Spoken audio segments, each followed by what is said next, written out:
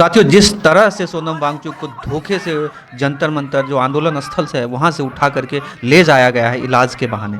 ऐसा कहा जा रहा है कि पुलिस वाले डॉक्टर का भेष लेकर के आए थे और फिर वहाँ से सोनम वांगचुक को उठा करके ले जाया गया है।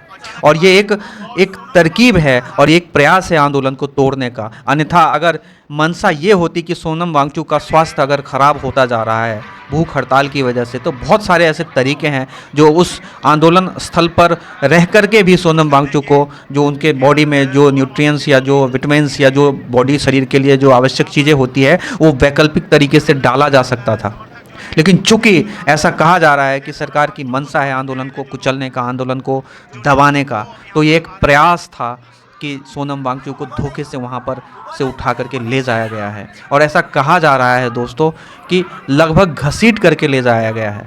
तो हम और आप समझ सकते हैं कि अगर इस देश में एक वैज्ञानिक को, एक अनुसंधानकर्ता को, एक साइंटिस्ट को, एक शिक्षाविद को, एक पर्यावरणविद को इस तरह से जो है उसके साथ ट्रीटमेंट, इस तरह से व्यवहार किया जाता है, तो एक आम इंसान के साथ किस तरह का व्यवहार हो सकता है ये आप और हम समझ सकते हैं। और क्या मांग थी सोनम वांगचुक की?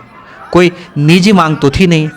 उनकी मांग आपके और हमारे बच्चे के लिए ही तो थी कि जिस तरह से परीक्षा में जो भ्रष्टाचार व्याप्त है, जिस तरह से परीक्षा में पेपर लीक पे लीक हो रहा है और बहुत सारे छात्रों की जान गई है, यही सब तो मांग थी। तो इसमें ऐसी क्या बुराई थी?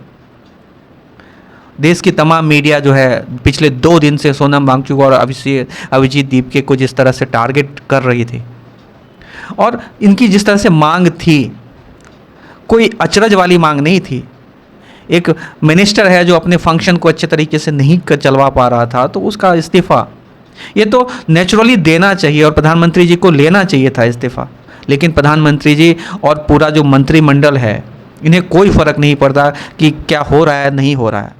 जब इनको सत्ता में आना था तो बहुत सारे वायदे करे गए, ना खाऊंगा ना खाने दूंगा, भ्रष्टाचार, नोटबंदी, तमाम तरह की चीज़ें। लेकिन आज हमारे देश में लगभग वही सब कुछ हो रहा है जिसको मना करते हुए ये सत्ता में आए थे।